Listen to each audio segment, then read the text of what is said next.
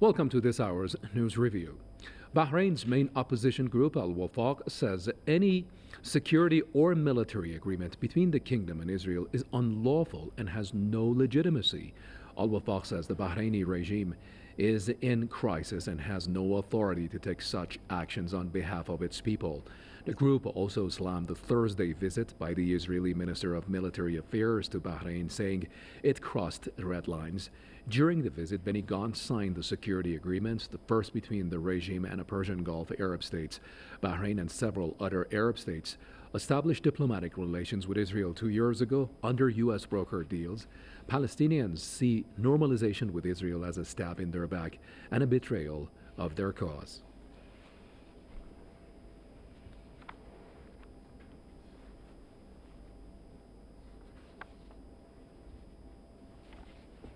To discuss this a little bit further, I'm going to bring in esteemed guest who join us from London, Mr. Saeed Shahabi. He's a writer and political analyst who sits to the left side of your screens. Right next to him, you have Madame Ghina Rebai. She's a researcher with the Bahrain Forum for Human Rights out of the Lebanese capital of Beirut. Thank you very much, both of you, for joining this broadcast. I'm going to begin with your reactions to this recent development. First with Mr. Shahabi in London, please, sir. Thank you very much. It was a black day yesterday when the regime in Manama received the defense minister of the Zionists, of the occupiers of Palestine, Benny Gantz. It was not only a normal reception, but number one, it is the first time that any Gulf state has signed a defense agreement with the Zionists, with the occupiers of Palestine. Number two, that he was taken to all military establishments, especially the Americans, to boast of the military strength of the regime, that it can rely on the support of America and Israel. And thirdly, this comes at a time when the regime wants to increase its security by signing more security agreements and also drawing strength from foreign presence in order to continue to disperse and also to resist the demands by the people to do some political change. So all in all, it was a black day. The people rejected. The regime does not have the right to sign such agreements on behalf of it with any foreign country, especially if they are the enemies of the Arabs or the Muslims.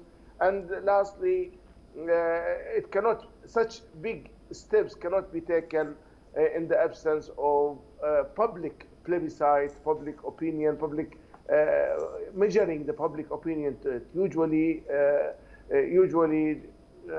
progressive countries will always go back to their people to ask them and to seek their opinion on such steps. The regime in Bahrain does not have stomach to recognize the existence of the people, and instead it is putting its weight behind the enemies of the Muslim and Arab Ummah. Sure, let's get some evaluation of that from Madame Rebai in Beirut, so what she thinks and how she reflects on the recent issue. And one other thing, Madame, is one may think that what is it that the ruling system in Bahrain wants in terms of this security pacts? Hello, and thank you for having me. It's actually not what the Bahraini authorities want. It's actually what the Israeli wants, and the Bahraini authorities do what they're asked to do. So the recent visit of the Israeli Minister of Military Affairs to Bahrain, Benny Gantz, is because Israel's priority in Bahrain is for security purposes, specifically to confront Iran and any parties that refuse to normalize with it in the Gulf region. The people in Bahrain, with all their segments, whether opposition political societies that represent the popular majority, such as Al-Wefaq Society, and all civil society associations, consider Israel an enemy and reject any form of normalization with this enemy. Yet, despite this, we see that the authorities have normalized with Israel and are concluding agreements and treaties with Israel, disregarding the popular stand and the public opinion against Israel. This is because the Bahrain authorities are not based on a popular base and do not represent the people who refused in the first place to elect them. Therefore, every decision or agreement concluded by the Bahraini authorities, whether about its foreign policies and its relation with foreign countries, or with regard to its internal policies, are illegal decisions and agreements, specifically the decisions that blatantly violate the main and most crucial public stands, and more specifically the decisions that strengthen Bahraini-Israeli relations, which are but measures of betrayal of the Bahraini and Palestinian cause. It is important to point out here that the Bahraini authorities, before concluding the official normalization agreement with Israel, were actually secretly normalizing relations with Israel, and they were concluding agreements with it, among which I mentioned the agreement to purchase advanced espionage techniques from Israel, which the Bahraini authorities used to suppress their people and violate the privacy of individuals and prosecute citizens who oppose the official policies, and to suppress freedom of speech. Okay.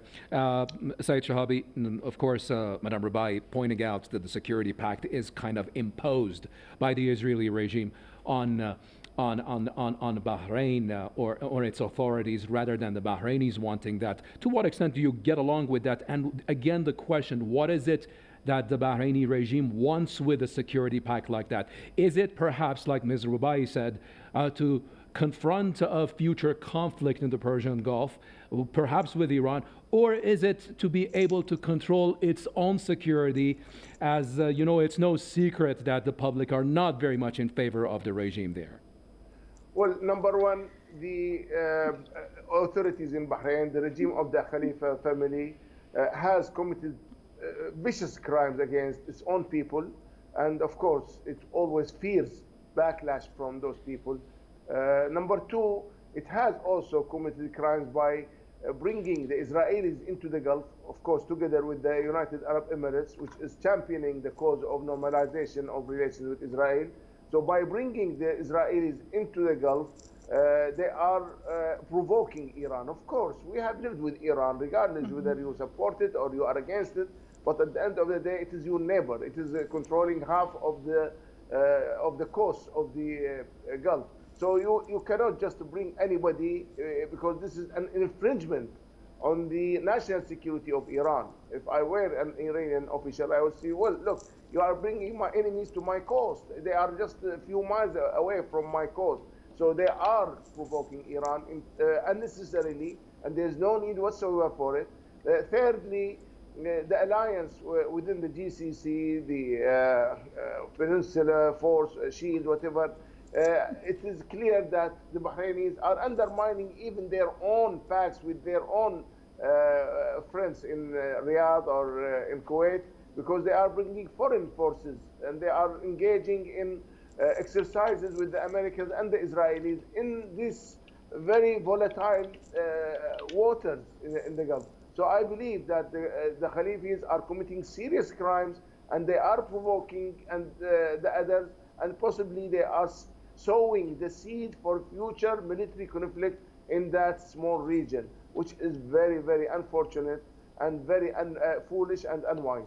Okay, suppose that, Madame Rebai, this deal has gone through. What's going to be the outcome of this in the long run? I mean, let's face it, Wefaq is an opposition party. You really have to see to what extent will the public can put pressure on the regime to perhaps, I don't know what are the odds or hopes here, but to revoke that decision, or what's going to come out of it in the near and far future, perhaps, as far as this pact is concerned, would you say? Well, since the official normalization with Israel, the people have been making protests against this decision, against this treaty. There have been protests. We have monitored protests in more than 80 regions in Bahrain. More than 100 protests in 80 regions in Bahrain since then. They have been faced with the suppression. Some citizens were detained for protesting against Israel. So the authorities know that the people will not agree to that at all, not any chance of that. I want to say that the official figures who usually sign these agreements with the Zionists are all members of the dynasty, which currently allocates more than 45% of the public budget on security spendings, because it knows that it has no popular stand, that if it's left to its people, it will not remain, it will not stay in the position of authority. All it relies on is its alliances with foreign countries and with its neighbors such as Saudi Arabia, and specifically with the USA and Britain, and now with Israel. That's all what it's based upon, and that's that's all it's working on, because it knows it has no legal representation in Bahrain. Interesting point. Mr. Saeed Shahabi, writer and political analyst in London, as well as Madame Ghina Rebai, researcher with Bahrain Forum for Human Rights out of Beirut. Thank you very much, both of you, for giving us your time and this news review. You have a good day. And thank you, viewers, for staying tuned and watching this edition of News Review on Press TV.